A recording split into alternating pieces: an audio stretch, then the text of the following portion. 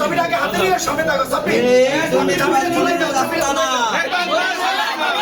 বরিশালে হবে না, দুর্নীতিবাজের আস্তানা।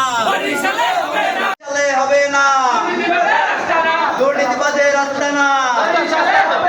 বরিশালে হবে না। বরিশালের নবনিযুক্ত জেলা সিভিল সার্জন মনিরুজ্জামানের অপসারণ দাবিতে আজ রোববার তার কক্ষে তালা দিয়েছেন একদল ছাত্র। তাদের ভাষ্য, মনিরুজ্জামান কার্যক্রম নিষিদ্ধ দল আওয়ামী লীগের আমলের সুবিধাভোগী ছিলেন এবং তৎকালীন সরকারের শীর্ষ নেতাদের সঙ্গে তাল মিলিয়ে চলতেন।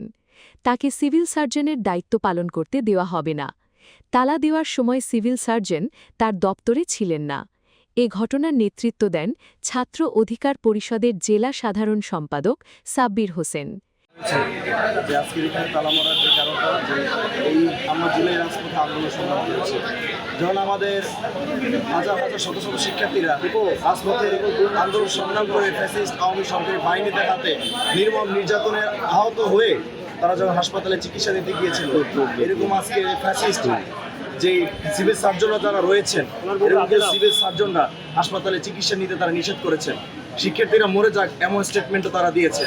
তাহলে আজকে এই 2024 সাল থেকে এই পর্যন্ত আজকে ভাবতে খুব অবাক হয় যে ফ্যাসিস্টের দোষর এখানে যে আজকে সিভিল সার্জন হিসেবে নিয়োগ করা হয়েছে, যে গৌরনদীতে তিনি এর আগেও দায়িত্ব পেয়েছিলেন, যার সাথে অহরহ আবুল হাসানাত আবদুল্লাহ এবং বরিশালের পলাতক মেয়র এখন বর্তমানে যুক্তরাজ্যে পাড়ি জমিয়েছেন, ভোট চোরের মেয়র সেনিবা সাদেক আবদুল্লাহ, তার সাথে তার হাজার ধরনের ছবি রয়েছেন।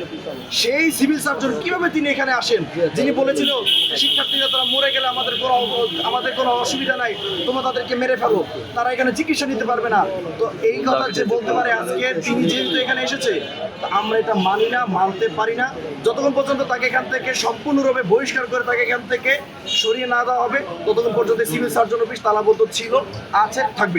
বৈষম্য বিরোধী বা স্বৈরাচারের বিরুদ্ধে আমরা আন্দোলন করেছিলাম, তার পরবর্তী সময়ে কিভাবে আবার স্বৈরাচারের দোষের এখানে ঠাঁই পায় এবং 1 বছর হতে না হতে শিক্ষার্থীদের চাপের মুখে দুর্নীতি ত্যাগ করেছিল, তার বিভিন্ন অভিযোগ অনিয়মের প্রমাণ দেওয়া সত্ত্বেও ঊর্ধ্বতন কর্তৃপক্ষ এরকম একটা অভিযুক্ত ব্যক্তিকে কিভাবে একটা জেলার দায়িত্ব দেয় আমার বোধগম্য নয়।